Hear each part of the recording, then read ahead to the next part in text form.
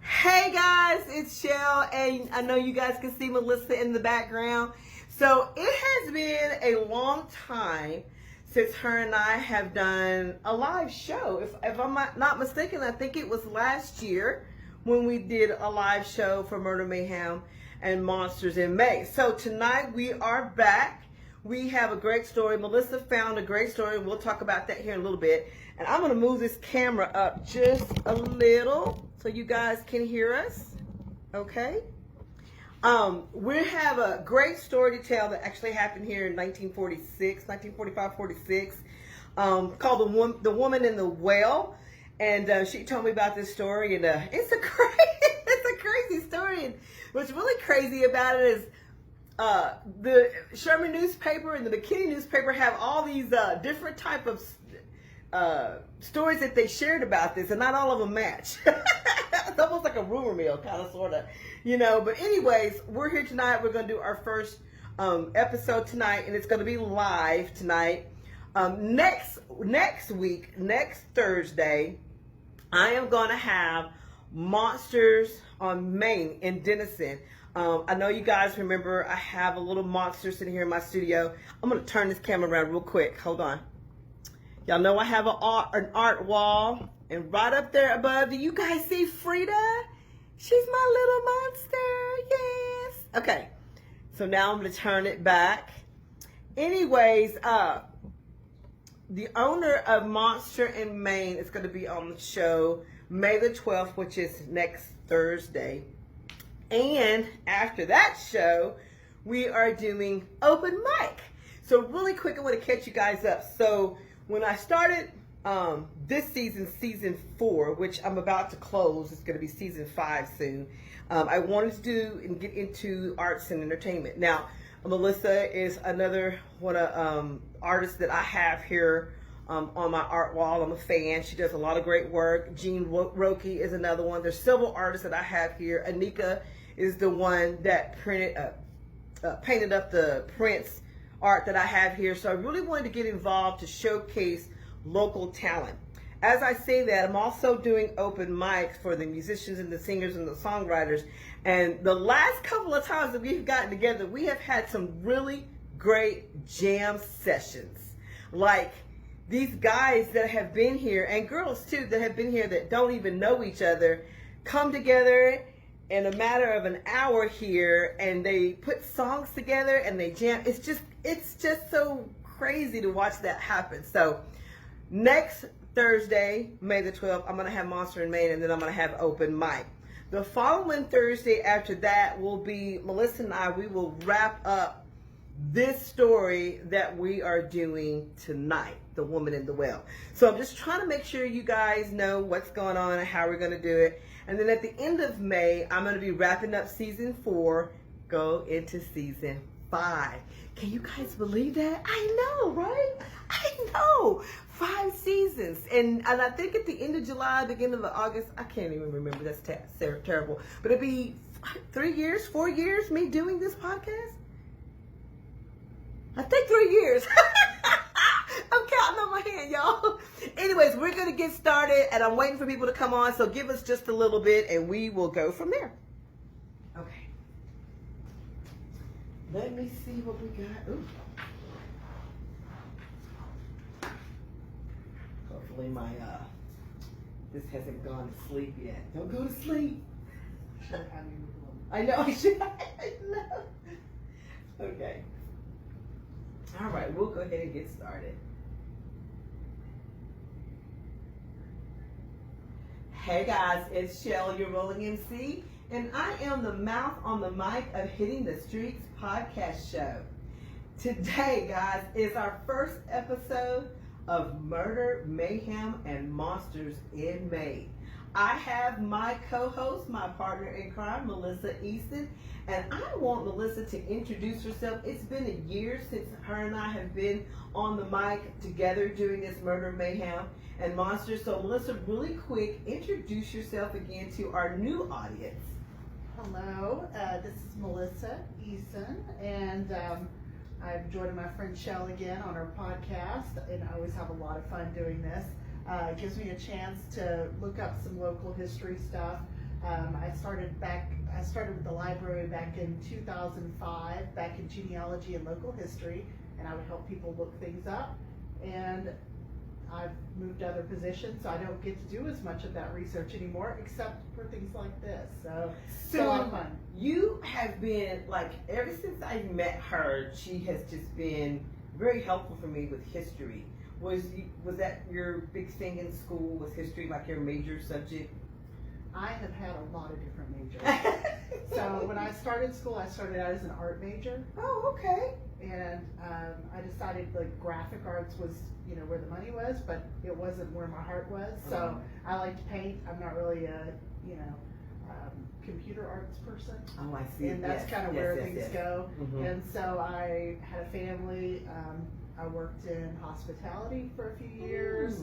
I've done all parts of hotel management, restaurant management, planning events, and then I started working at the library and decided that was it's funny because it's kind of a hospitality business. Yeah, absolutely. And for somebody who loves to learn things, it's an ideal place to be because I enjoy learning about new things, and I get to do that every day. And you guys have events too. Just really quick, I want her to kind of tell you guys, the Sherman Public Libraries, back in my days when I went to the Sherman Public Library, it was all about studying, doing research papers. No. Yeah, right. Doing research papers. But it was just, that's where we went, right? And so being around Melissa and being a part of this new Sherman Public Library, they had a fire many moons ago, and so she revamped and did a lot of different things. And I know one of the things that I like about it now for my grandkids is the events that you have. Tell us a little bit more about the events at the Sherman Public Library. We do all kinds of things. Of course, the big one that's coming up is something that's been around for a long time, but it may look a little different than it did like when we were kids. But we do the summer reading program. So we're going to do a big kickoff on Saturday, June 4th, where we're going to take up the parking lot. We're going to have hopefully a food truck, and we're going to have a water slide, and we're going to have a dunking booth and have some live music hopefully, or a DJ. We're still working on the details, but kids will be able to play games and also sign up for the summer reading program where they can earn prizes for reading books. And the fun thing is, adults can sign up for it too. This will be the third year that adults can sign up for the summer reading program. And you earn chances to win prizes. So you may not get the same kinds of things you kids get, but you get entered to win gift cards and some other prizes. So it's a lot of fun. Oh, yeah. We had 80-something adults participate last year, which I was really happy about. Okay, so keep me posted on that, so I can share and make sure people on Facebook, Instagram, or whatever needs to know. So June the 4th, correct? June the 4th. And that's all day? It's on a Saturday. It is in the afternoon. Oh, okay. Oh boy, I'm gonna have to get back with you. Okay, that's fine. I think it's like 1 to 4, but don't quote me. Y'all make sure y'all follow Sherman Public Library Facebook page. Now, another thing that I know that Melissa is a part of is the Sherman Art League. So let's talk a little bit about that. Okay, it's a group of artists. Well, we've been around since, I haven't been a part of the group since then, but it's been around since 1963. Some great talented artists. Not all of them are painters. I mean, we have people who do wood carving. We've got a couple of writers, things like that. So Awesome. Just some really talented people who get together and share their work, get a chance to show off what they do, and also learn from other artists. So that is the third Monday of every month.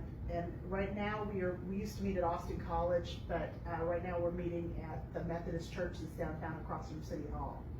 Oh, okay. Yes, I think it's First United Methodist. Yes. Yeah. Okay, all right. Well, Melissa, thank you so much for sharing that piece. I just kind of want to tell you guys, what she does for our community, which she's kind of like me. We're always involved in different things. So, but we are going to get started on this story. So, Melissa is the one that brought this story to my attention, and wow.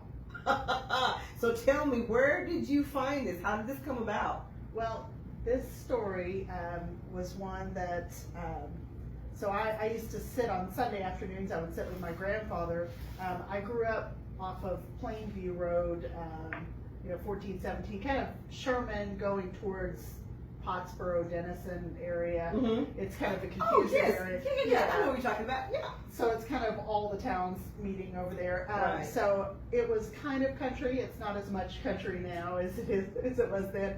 But anyway, I was sitting there with my grandfather, and he was saying something about this road. He says, the one that was named after the lady found in the well. And I was like, no, I don't know what you're talking about. He says, and he would always get frustrated with me. He's like, you know what I'm talking about. And I'm like, I don't.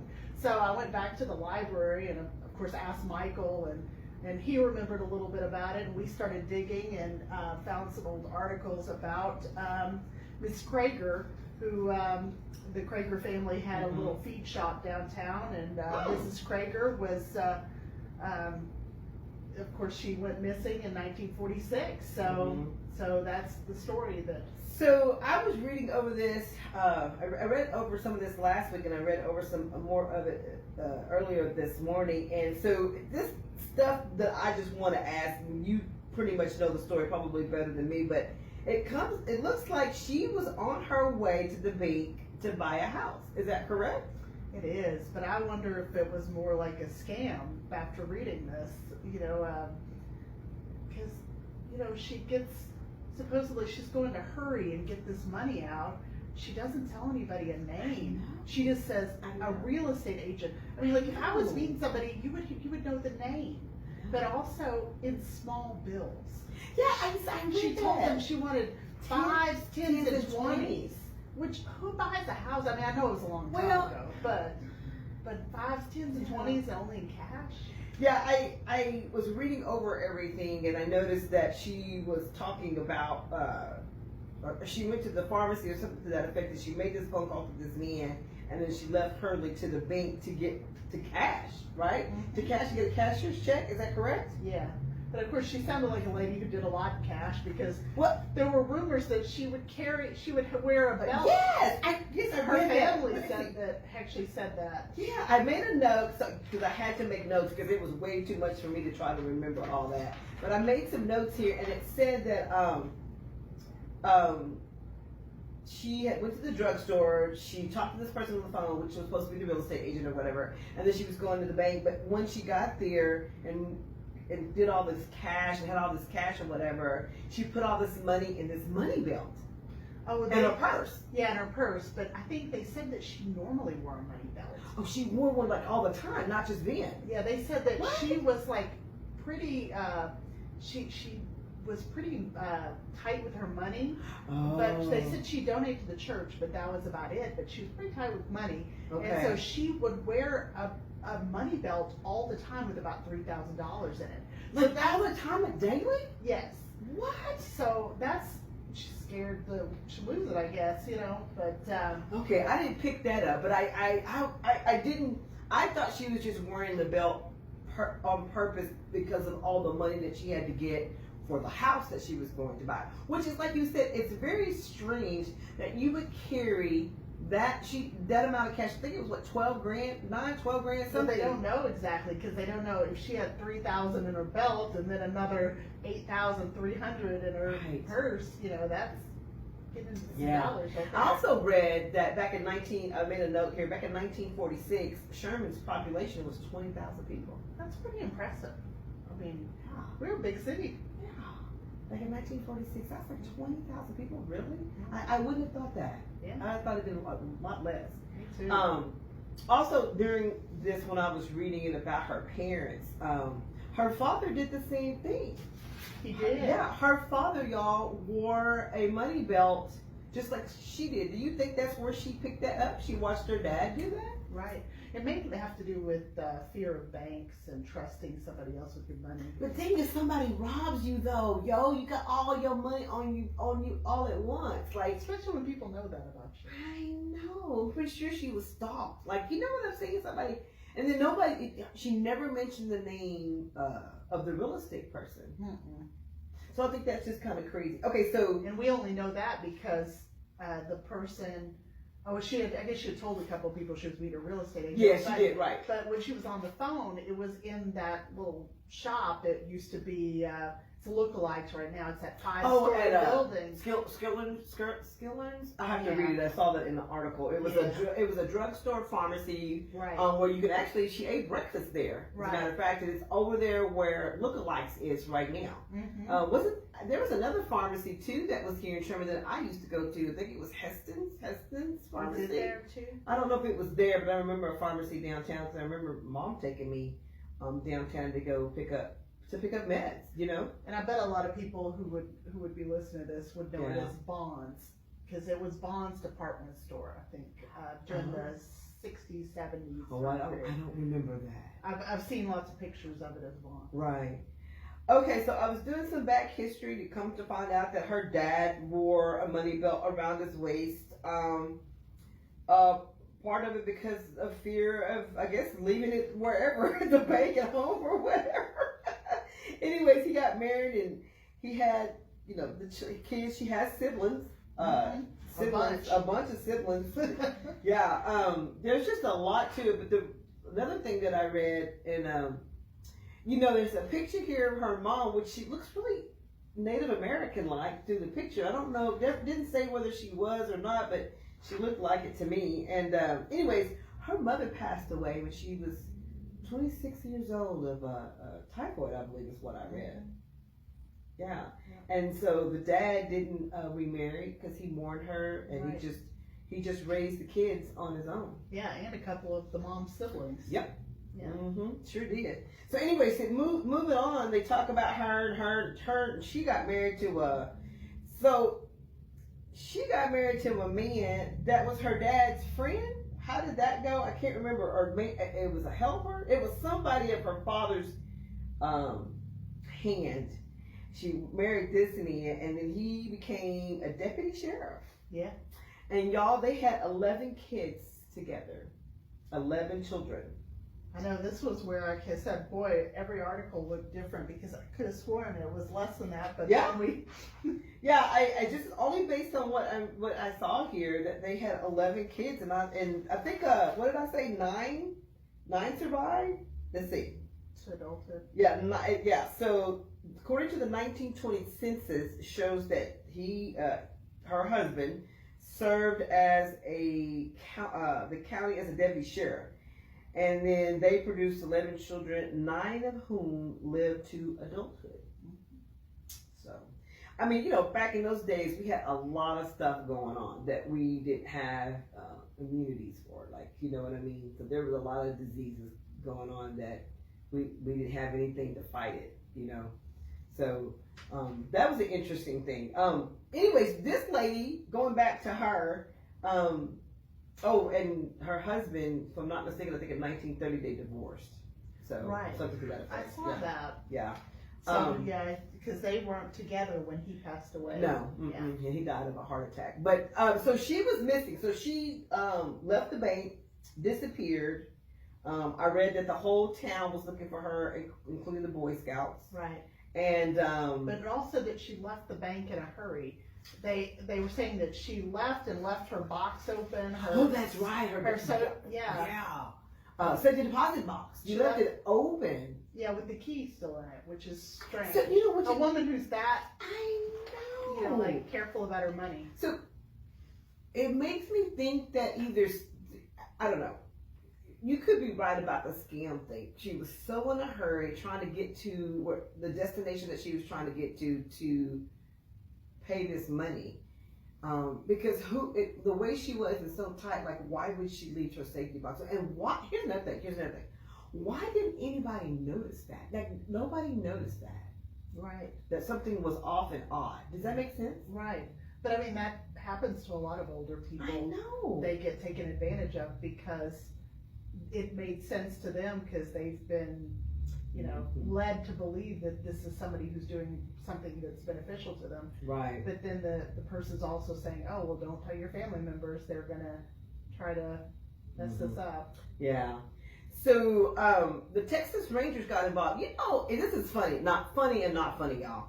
But every article, Melissa and I have been doing this. This is what, our third year? Mm-hmm. We started in October, and then we did 2020.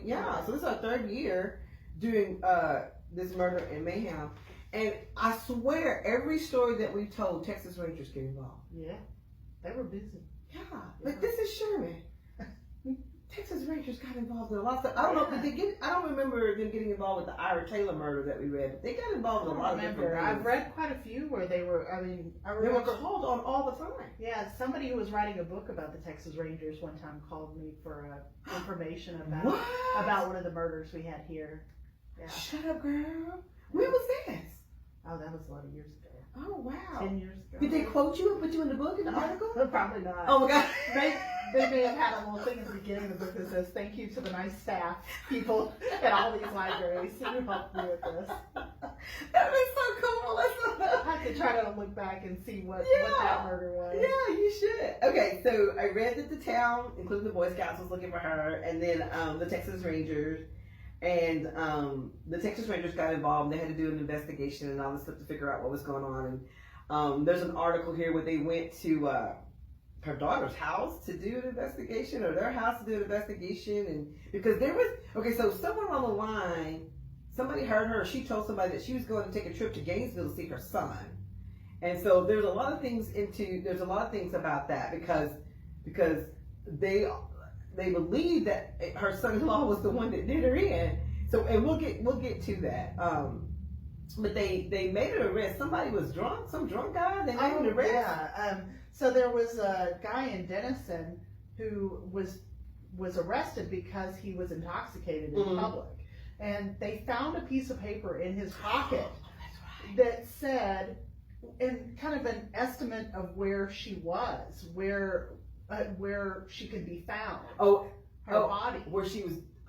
Yeah. Okay. And so then they're thinking, well, this guy's guilty because why else would he have a note in his pocket? Which is really weird. Why would you have a note in your pocket about that? So it ends up, he says that he had talked to a fortune teller, and he was really wanting to win. He needed that $1,000 reward money for the missing woman, and so that's what that was. And of course, the fortune teller, she's like, I'm not involved with it. The only reason why I know this is because God, this is God's gift to me. Yeah. This information to provide. And so she wrote it down on a piece of paper and he just kept it in his pocket? I don't know if she told him and he wrote it down, or I don't know which way it went. They never really say. Oh my God. But what's funny is they questioned them and then let them go, but then ended up arresting them both like a month later and then let them go again, because they never could find anything that completely linked them. It was just kind of a coincidence. Yeah. Yeah.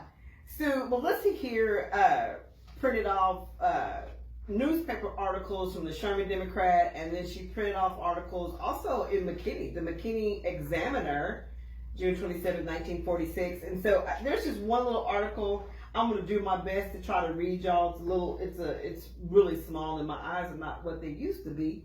And then we're going to wrap up this first episode, and then we'll come back to talk about the second arrest that they made. Because they arrested drunk and the other person, and then they let them go.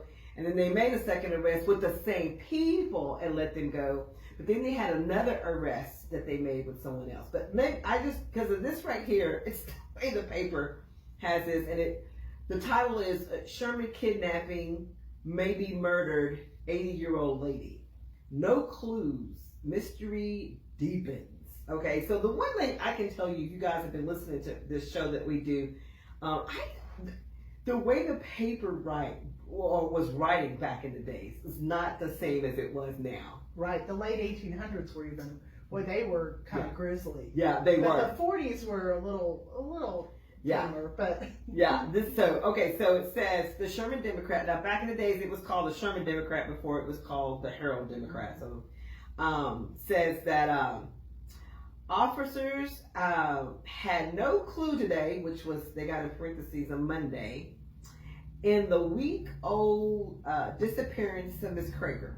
And it says, missing since Monday, along with nearly $9,000 in cash. So see, that's why I'm saying that, well, I'm stuck here. Well, one article says it was 12,000. I don't think they'll ever And know. another article says it was 9,000. And so then it says the Miss Krager seemingly disappeared into thin air. Okay. After, so crazy how they said that. After leaving the Grayson County State Bank about 11 o'clock a.m. on Monday, when she cashed a cashier's check with plans to buy a home. So they got the same story. She had told friends and relatives that she had an appointment with a real estate agent. So that story has always been the same. Mm-hmm. That story hasn't changed. Just the amount of money has changed a little bit. Has changed. I like this part. A flurry of rumors. I need to use that. A flurry of rumors concerning Mrs. Krager whereabouts. Officers said that the rumors had spread over the town, and none of those had been confirmed. Then they said a week ago, Saturday, 2 days before she disappeared, relatives had heard, but she had planned to go to Gainesville. That's where I got this. Gainesville the next day to visit her son. Believing that she was out of town, Mrs. Loma Millsap, a daughter, and John Krieger, a son, did not miss their mother until Monday. So they just thought she was out of town. Right. Which makes sense. It does make sense. Because they probably, it wasn't as quick getting a hold of people back then. So cell phones. Oh yeah, exactly, girl. So there was an inspection at her house, which was on North Willow, North Willow Street, and tenants and other people said that all her stuff was intact, like her clothing, her luggage, her shoes, the stuff that she wore was all in place, except for the white hat, printed dress, and black shoes that she wore on the last day that she was seen. And so, yeah, they go on and say that even the neighbors verified that she had left what certain time, and they believed that she rode a city bus to the downtown area. She was at Skiller's drugstore where she had breakfast mid-morning, and then she placed a phone call. I had a phone call with the person who they believed to be the real estate person, and that's the person who she said that had the home for sale. So the officers believe that she went directly to the bank from the drugstore, and after the real estate man, I can't read that part, after she had a conversation, I guess, with the real estate man over the telephone to bring a certain amount of money, and then the bank teller's window, the entire sum was counted in 10s and 20s. So the money that she got out of the bank, the teller counted in 10s and 20s. She crammed the money into her purse, into that belt that we were talking about. She left the bank in a hurry, and then later they found out that her cashier check that she took from the safety deposit box, she left the box open and the key in the lock. They said that they also learned that her daughter also learned that there were two $500 post office certificates that were supposed to be there, and they were missing. So that's out of the Sherman Democrat. Right, and this was big. I mean, after she was missing for a while, that was big news. It made a lot of the papers in Texas, and I'm sure outside of Texas as well. But yeah, it's even funny that Sherman makes big news. Yeah, not the best circumstances. It's not the best circumstances, but I'm like, every time. I'd rather it be good news. Absolutely, but I'm like, every time we talk about, we're in the highlights for something, and that's just crazy. Okay, so this is the part 1 of Woman in the Well. And we will be back. Next week I have Monsters on Maine on the show, which will be May the 12th. But the following Thursday we will be back. We will be back to wrap up this story because they did have another arrest. So, all right, guys. That's it for me and Melissa. Thanks, Melissa. Thank you. All right, guys. You can catch, You can catch another episode on Hitting the Streets podcast next week. Okay. Yeah, that's good. That was 28 minutes. Oh, yeah. That was good. Yeah. Good amount of time. Yeah. Okay, guys. I don't think anybody came on. That's it for us. I hope you guys enjoyed that story. Wasn't it a wild story? I think it was a crazy story. Oh, yeah, and there's more to come. So I hope you guys stay tuned. Now, next week, once again, on May the 12th, it's going to be Monsters on Main. So we will be back the following Thursday. So anyway, see you guys later.